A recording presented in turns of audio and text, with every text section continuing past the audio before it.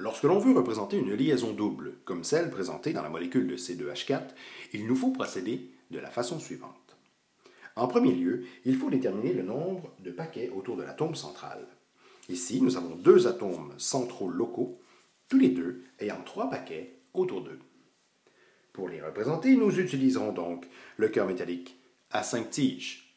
Et de ces 5 tiges, nous allons prendre celle du plan équatorial pour représenter les 3 paquets.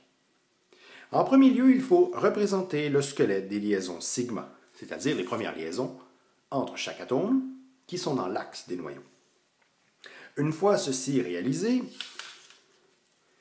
il est apparent que la liaison simple entre le carbone et l'hydrogène a une certaine longueur et que la liaison double entre les deux carbones doit être d'une longueur légèrement inférieure. Ainsi, lorsqu'un rayon covalent simple a une tige d'une certaine longueur, le rayon covalent double aura une tige légèrement plus courte. Au centre est donc représentée la liaison double par 2 tiges de rayon covalent double. Il nous reste comme dernière étape à représenter la liaison pi, c'est-à-dire la deuxième liaison entre les atomes de carbone. Et c'est ici que les tiges du plan axial des deux cœurs métalliques nous seront utiles.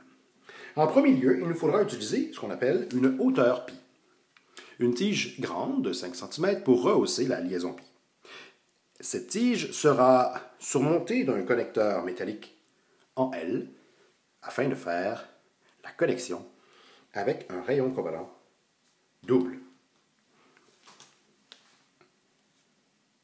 Ce rayon covalent double aura la même longueur en haut qu'au centre lors de la liaison sigma.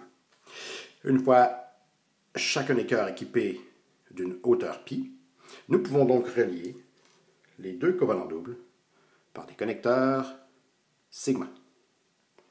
Bien sûr, il ne faut pas oublier qu'en bas aussi, nous avons aussi un deuxième lobe de la liaison double, c'est-à-dire de la liaison pi.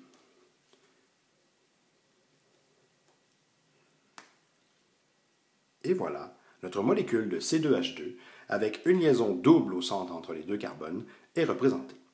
On voit très bien ici la différence entre la liaison pi et la liaison sigma entre les deux atomes de carbone.